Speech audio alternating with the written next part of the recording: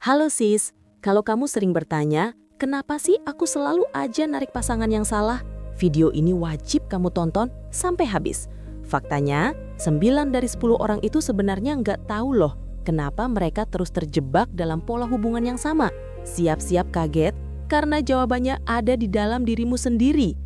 Pernah nggak sih sis, ngerasa kayak ada magnet rusak yang cuma narik drama, patah hati, atau tipe yang sama berulang kali? Seolah kamu udah coba ini itu, udah berusaha jadi lebih baik, tapi kok ya tetap aja muter-muter di labirin hubungan tanpa ujung. Perasaan tersesat ini, aku mau bilang ke kamu, sangat valid. Kamu nggak sendirian, dan ini bukan karena kamu nggak laku atau nggak beruntung. Jauh dari itu, ada alasan psikologis kuat di balik semua pola itu. Dan kabar baiknya, kamu bisa kok menemukan peta dan kompas internalmu. Hari ini, kita bukan cuma curhat ya. Kita akan bedah tuntas kenapa GPS cintamu sering error berdasarkan ilmu psikologi hubungan paling mutakhir. Dari semua hubunganmu, coba deh ingat-ingat pola mana yang paling sering kamu ulang. Siap-siap upgrade GPS-mu? Yuk kita mulai. Oke sis, kunci pertama dan paling fundamental untuk memahami kenapa kamu sering tersesat di labirin cinta adalah dengan memahami gaya keterikatan atau attachment style-mu. Bayangkan, ini seperti kode program hubunganmu yang terbentuk sejak kamu kecil dan tanpa sadar mempengaruhi setiap interaksimu di hubungan dewasa. Ada 4 gaya utama, dan saat aku jelaskan, coba identifikasi ya sis. Kira-kira kamu ada di nomor berapa? Siap-siap ya, ini bisa jadi momen aha kamu. Pertama, gaya aman atau secure. Kalau kamu secure, kamu nyaman dengan kedekatan, bisa ekspresif dengan kebutuhanmu, dan gak panik kalau pasangan butuh ruang.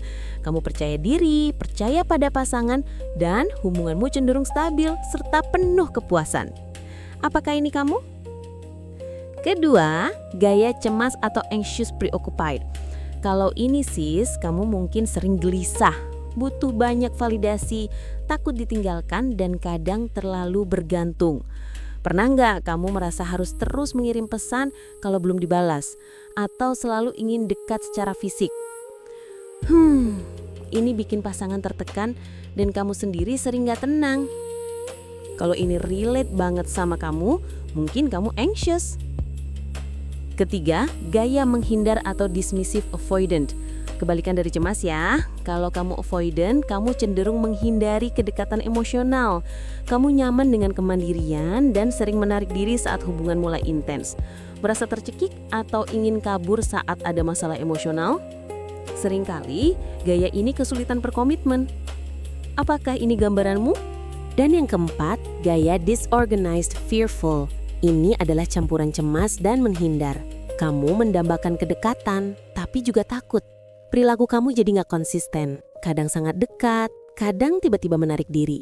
Ini bisa jadi gaya yang paling menantang karena kamu sering mengirim sinyal membingungkan.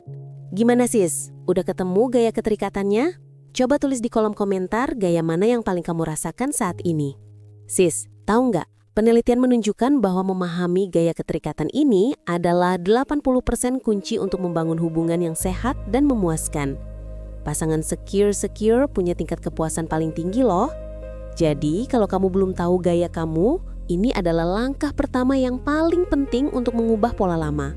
Kalau kamu ingin tahu lebih dalam lagi tentang gaya keterikatanmu, aku punya tes singkat di deskripsi bawah. Wajib kamu coba setelah video ini ya. Selanjutnya, mari kita bongkar program tersembunyi di balik keputusan cintamu, yaitu skrip cinta bawah sadarmu.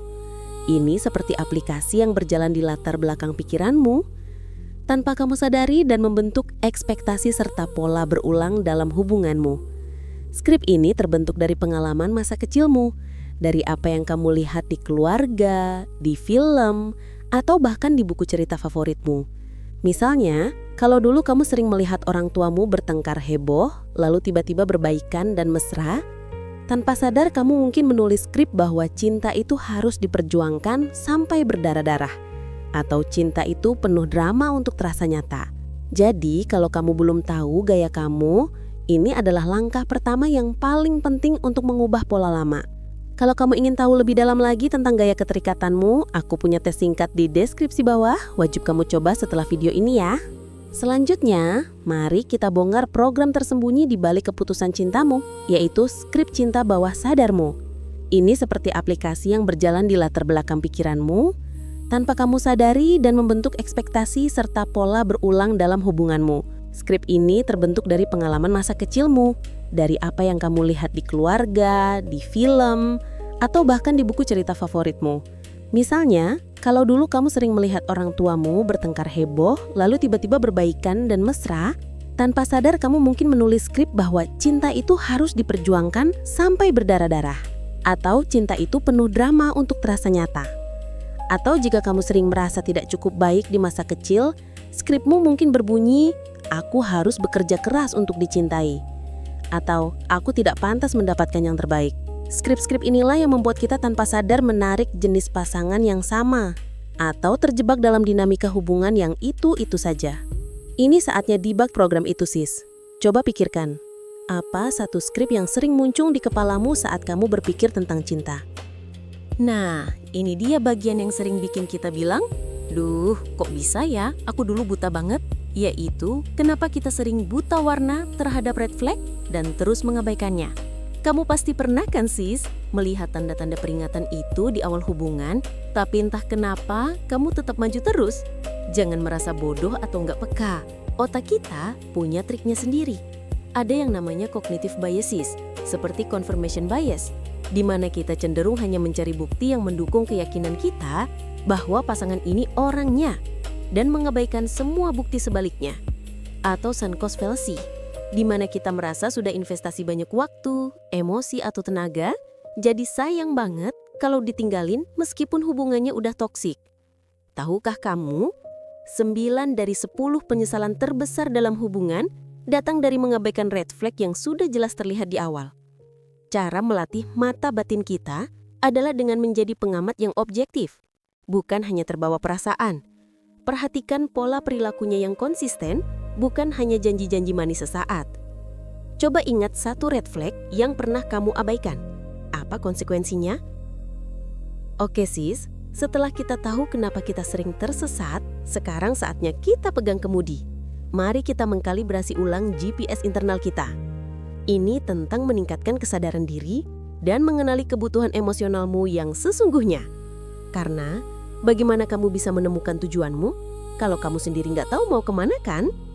Ini adalah PR-mu setelah video ini. Aku punya PR jurnal sederhana yang bisa langsung kamu coba. 1. Apa yang paling membuatmu merasa dicintai dan dihargai dalam sebuah hubungan? Jujur pada diri sendiri. 2. Apa pola negatif yang selalu berulang dalam hubungan masa lalumu? Waktunya kenali manik rusak tadi. 3. Kebutuhan emosional apa yang sering terabaikan dalam hubunganmu? Contohnya rasa aman, dipercaya, didengarkan, dimengerti, diberi dukungan, kebebasan, atau kesenangan. Dan satu lagi tips instan, setelah konflik atau momen penting, coba refleksi diri dengan cepat. Apa yang baru saja aku rasakan? Apa yang aku butuhkan dari situasi ini? Ini adalah self-check harian yang powerful untuk lebih mengenal dirimu. Karena sis, kalau kamu nggak tahu kebutuhanmu, kamu nggak akan bisa menyampaikannya. Dan pasanganmu pun akan terus kesulitan memenuhinya. Yuk, mulai hari ini, luangkan 5 menit untuk self-check ini. Terakhir, tapi paling penting, mari kita buat kompas hubungan yang jelas. Ini tentang menetapkan batasan boundaries dan nilai-nilai inti core values yang tidak bisa ditawar. Batasan itu seperti pagar di kebunmu, yang menjaga agar hal-hal yang tidak diinginkan tidak masuk dan merusak tanaman hubunganmu. Contoh batasan sehat yang wajib kamu punya.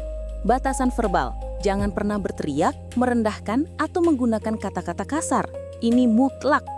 Batasan fisik, hak atas privasi tubuh, tidak boleh disentuh tanpa izin, apalagi kekerasan fisik. Batasan emosional, kamu tidak bertanggung jawab atas kebahagiaan pasangan sepenuhnya, tidak boleh dimanipulasi emosional, dan tidak boleh gaslighting. Dan nilai-nilai inti, ini adalah fondasi hubunganmu. Apa yang paling penting bagimu? Kepercayaan, rasa hormat, komunikasi terbuka, kejujuran, kesetiaan? Jika nilai-nilai inti ini tidak sejalan, hubunganmu akan terasa timpang dan penuh konflik. Tips mengkomunikasikan batasan tanpa konflik adalah dengan menyampaikannya secara tenang, jelas, dan fokus pada aku. Misalnya, aku merasa tidak nyaman jika daripada kamu. Misalnya, kamu selalu. Ingat sis, batasan adalah bentuk penghargaan tertinggi terhadap diri sendiri, dan itu bukan egois. Sekarang, tuliskan satu batasan yang paling ingin kamu terapkan mulai hari ini.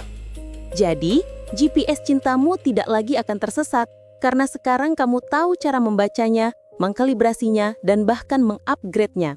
Menurutmu, dari semua yang kita bahas, red flag apa yang paling sering kamu abaikan dan kenapa? Ceritakan pengalamanmu di kolom komentar di bawah ya. Aku pasti akan baca dan balas. Dan jika kamu merasa video ini membuka mata, jangan cuma disimpan sendiri. Share ke temanmu yang mungkin juga butuh arah dalam kisah cintanya. Ingat, share is caring. Nah, untuk panduan lebih lanjut tentang bagaimana menerapkan batasan sehat yang barusan kita bahas dan cara menegaskannya tanpa drama, langsung aja tonton video yang muncul di layar sekarang. Klik aja di sini.